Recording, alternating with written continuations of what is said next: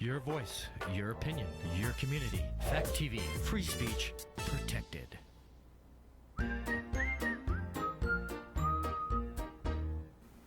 So this is another anthology movie?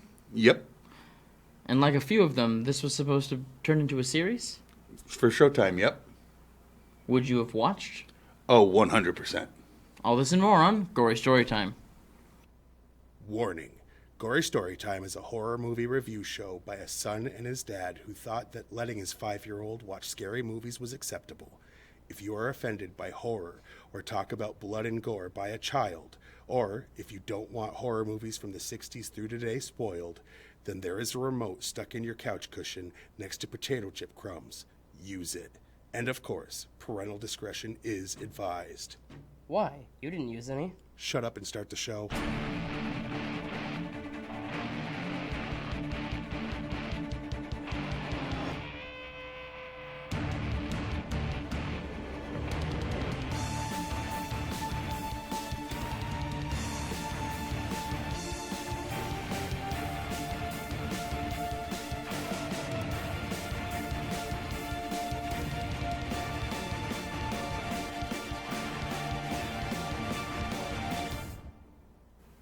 Welcome to Gory Storytime. I'm your host, Jason. I'm his co-host and his father, Craig, and this week we're doing the movie Body Bags. Yes. He hadn't seen this. I had this on a VHS when I was a kid because I watched it a lot. It took me long enough. I think your grandmother hated this movie because she would walk in probably once a month and be like, "Oh, you're watching that again?" I get it. It was just so good. But we like anthology movies. For those who aren't sure what that is, it's when they put 3 short stories or 3, 4, 5. It depends. Depending. But like Creep Show had a bunch of different stories, and Cat's Eye. Cat's Eye had Last week we did the Dead Time stories. That was one of them. Yeah, absolutely. So go back and watch that episode and of that movie. We're huge fans. And secondly, we're also huge fans of John Carpenter. I mean, yeah, and it was made for Showtime, but we'll get into those facts and stuff. It doesn't really show that this was supposed to be a TV movie. No, it definitely seems like they did a good job of. I could see myself going and seeing this in the theater. Sure, absolutely, 100%. Absolutely. But anyway, the basic premise is John Carpenter himself plays he comes out. He's like a morgue worker, I guess. Yeah. And he unzips a body bag, shows you a messed up looking body or something about it, and says, "I'm going to tell you the story of how this happened." And he did that 3 times in this movie, basically. He was just the wraparound character that told the story, which they usually have in those kind of films. Friggin' all of them. Tony Todd was in that other one. VHS... After the first one didn't really have a connecting thing. The first one it was just here's things. Yeah. Here's things that happened all on VHS. Anyway, also a good one if you haven't seen it. Anything else? That's basically it. He tells 3 stories. All right. He tells 3 stories about 3 dead bodies. Before we go ahead and rip it apart or whatever we're about to do, it's on Tubi, it's on Pluto, it's on and we're being paid by none of those. It's on basically if you have one of the free apps or have Amazon apparently, it's everywhere. They just want you to see this, and so do I. Watch this before we talk about it. Anyway, how about the trailer so we can let them see a little bit of what we're actually talking about?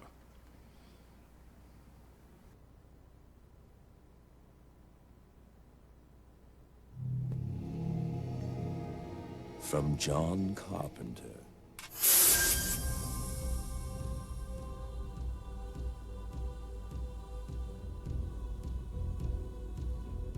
Something's coming. Maybe I'll see you around. I see things. I think maybe I can help you. Something strange. Weird. Gruesome. Painful. Sexy. Yes, yes! When can we do it? Something shocking. Your brains are the only food on which we can thrive. What have you done to me? Something terrifying.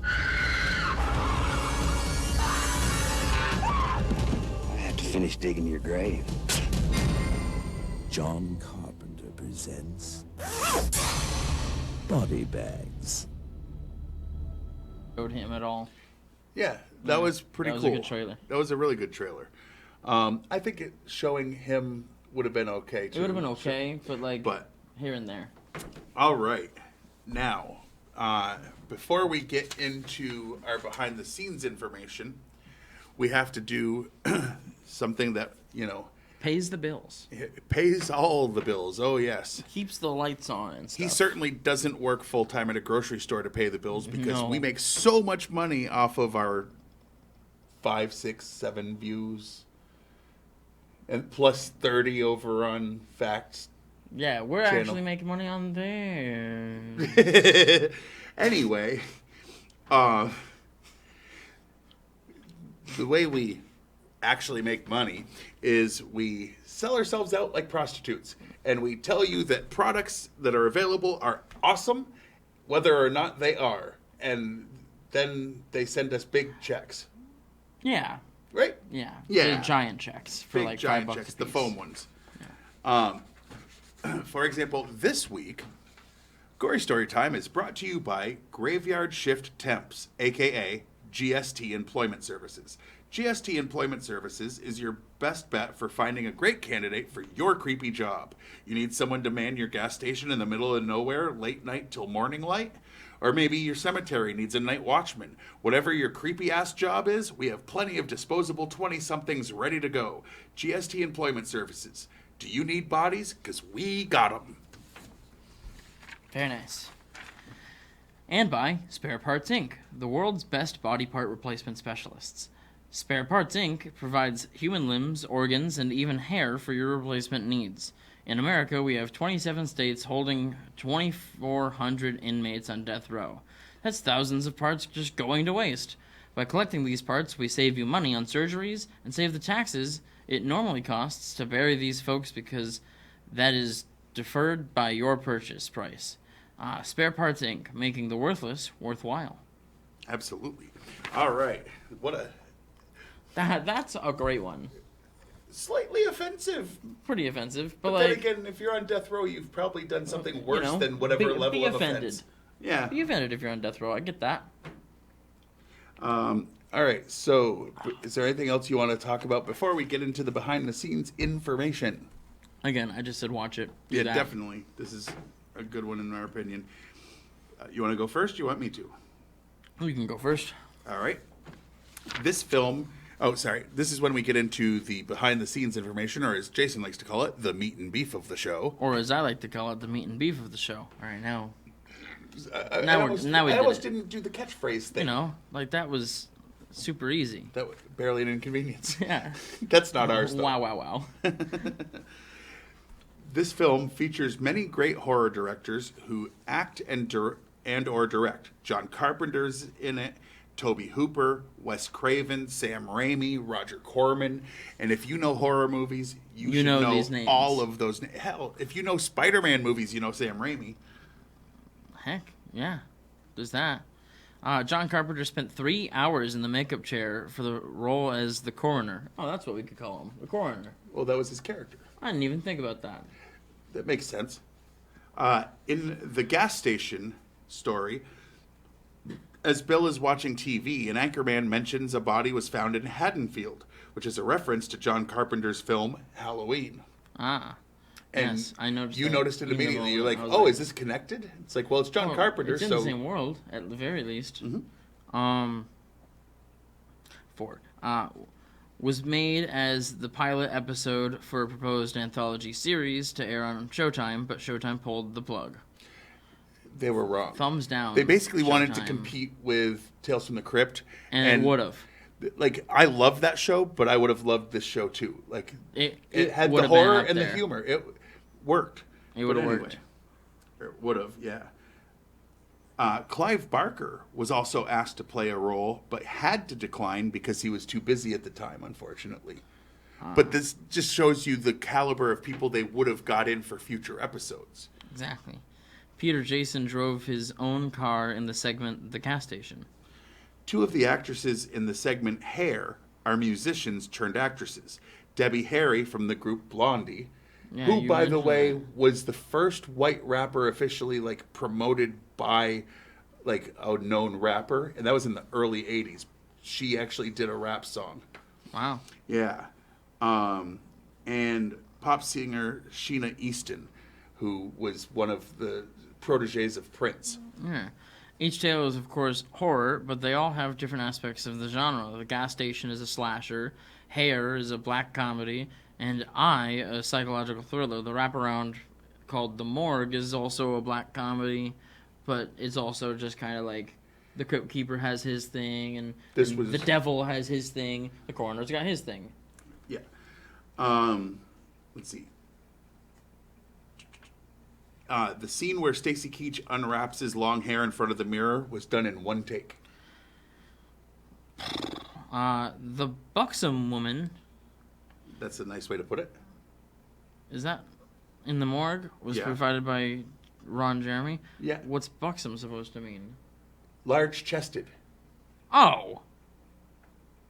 That, Okay. That's what I buxom remember, means. I remember you told me about that earlier, and this word doesn't mean that to me. Well, that's... Alright. Whatever. They were looking for someone to go right for the jugular. Anyway. Yeah. The segment, The Gas Station, was shot completely at night, which makes sense because That it adds took up. place at night. Yeah. Yeah. It was genuinely dark out. Like, there's filters, but they never look quite right, No. you know? John Carpenter's ominous score for The Gas Station is similar to the score for his film Prince of Darkness that also featured the actor Peter Jason. The gas station, named Mobico, is a reference to John Carpenter's film Christine. That was the name of a gas station he had in that. Yeah. Another horror icon, Greg Nicotero, seen walking a dog in the segment Hair. Producer Sandy King, a.k.a. his wife, Carpenter's wife, acquired 2 actors from the movie The Long Riders for her husband, John, to work with, Robert Carradine and Stacy Keach. Peter Jason was also in that movie, but he had already worked with John, so like she didn't have to talk him into it. Debbie Harry, who plays the nurse in the segment Hair, also appeared in the horror anthology Tales from the Dark Side. Which, also good. A good movie, a good series. I've got the series box set, right? Yeah. Yeah. This was the first television film credit for pop singer Sheena Easton. In 1977, Mark Hamill was in a near-fatal car wreck, which fractured his nose, right eye socket, and cheekbone. In the film, he loses his right eye in a car wreck. And some people were like, oh, it was kind of based on that. It's like, no. They had the story, and this was the final acting role of Sean McClory. Robert Carradine and Mark Hamill had both starred in Lee Marvin, with Lee Marvin in The Big Red One. Yeah. And which I know you're assuming it is not about Mars. I was gonna say Clifford? Red Rocket. Like Oh, dog. yeah, whatever. I was gonna make a dog lipstick joke. Yeah. I'm glad that didn't happen. Good. Yeah, that might offend one Me. of the 3 people that watches this. Me. Yeah, no thanks.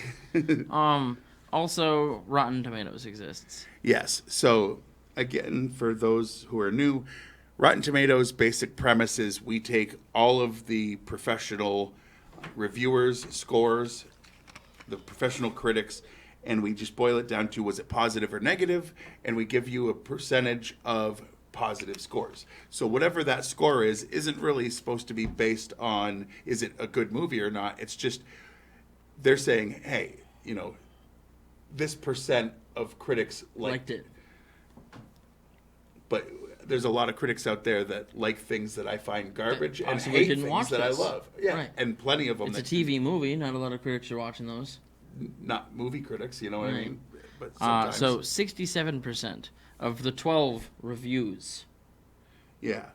And for some reason, usually the people have it higher than the critics when it comes to horror or comedy, and this has both. This has both.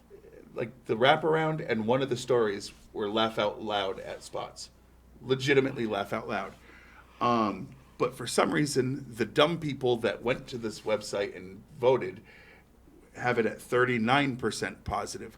Well, those 39% were smart. It's the, it's the overwhelming it's the majority. 61% that were just wrong. It's like if you are a fan of horror comedy and you watch this and you say it's not good, you're not a fan of horror comedy. You can't be. No. Because this is like the definitive horror comedy. Like, this is right there.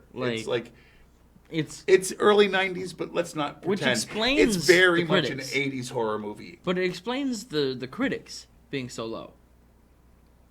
Sure. But that's at least comedy. That's at least fresh. Passing, yeah. Yeah. All right. Is there anything else before we get to... No. Okay. No? All right. Now we're going to talk about our favorite and least favorite scenes. Usually we go with the thing...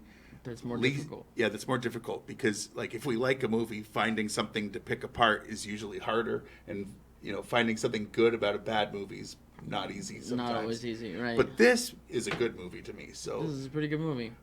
Why don't you start with your least favorite thing? And I already know what it's going to be. So, spoilers ahead. If you don't want spoilers, close your ears. But right at the very end of the movie, there's a twist where you find out that he's been dead the whole time. All right, like Bruce Willis. And the mortician. The coroner. Or coroner, sorry. And that he's dead. He lays down onto a table, zips up into a body bag, and some people come and rip him apart. Great stuff. That kind of gives that away. 100% gives it away. You are not supposed to know until the last 35 seconds of the movie that he's dead. Except. And then this. Except. I purchased this VHS cassette, had that as the cover, and when I watched it for the first time, because I think someone gave it to me. But when I looked at the cover and watched the movie, at no point did I go, I bet he's dead. Because either way, it feels like a spoiler. It feels like it after you've seen it. It doesn't feel like it beforehand. But I can see your point. I don't like it. He doesn't like it because it feels spoiler. I also love this movie, so shut up, all right? I couldn't find something. Yeah, there's that. Did you just tell our audience to shut up? We barely have an audience. I told you to shut up. They heard. They know what I did. Sure. My least favorite thing, I guess, would probably be knowing that it was supposed to be a series. They didn't do it. Like, how did Showtime see this? Know that HBO was kicking butt over there with their friggin' show that was an anthology horror comedy. They were. And they had something that had just as much magic. It didn't have the nostalgia. It didn't have the nostalgia of the comic, but you didn't need it. No, because you got the nostalgia of, you're watching John Carpenter, all right? Sit back and relax, all right? This is going to be good. When Wes Craven just walks up to, get the keys to the bathroom or whatever it was, come on, man. These are people that just showed up because they were having fun. And these are horror icons. You could tell that they were having fun making this. Icons. This is just a great movie. Yeah. So that's my least favorite thing is it was supposed to be a series and Showtime punked out. Yes. So my favorite thing is John Carpenter. Mine too, so we'll have to go on this together. Every single aspect of his character, before knowing he's dead, after knowing he's dead, literally every single piece. He directed the first 2 stories, not the third, but he also did the wraparound. He's the actor in the wraparound. Yeah. And he's perfect in that role. 100%, exactly what it needed to be. Drinking formaldehyde. Outside of this, I don't know him as an actor. Everybody knows John Carpenter, director, amazing. Anyone who loves horror should Jack know that. of all trades. Not even just horror. There's some good action stuff that he's done too. He's the John of all trades. I mean, we've done plenty of reviews of movies of his here for a reason. Yeah. He came up with that traditional theme for Halloween and stuff. Yeah. This guy is just good. He so is. yeah, John Carpenter is our favorite part of this, as the character he played. Yes. More than, the directing was great. The directing was obviously amazing. But our favorite part was him and his character and his acting, portrayal. His comedy. The humor was on point. All right. So on a scale from 1 to 10, what would you rate this? Honestly, I'm probably going 8.5, 9. You know what? 9? Screw it, 9. Yeah, I'm gonna go 9. Like, it's that good. It's just really, really good. Like, if the before we reviewed it didn't sell it, go watch this. Yeah. And then now we got stuff to wrap up with over on the side of the screen. Yes. You can watch this show on Fact TV on Yes. You can watch this show on channel 1082, Thursdays at 8:30 p.m. and Fridays at 7 p.m. And you can also like us on Facebook. And when I say us, I mean Gory Storytime has a page. I got to start putting stuff up there again. It's been so long. And Fact TV has a page. Yes. So do both. Yes.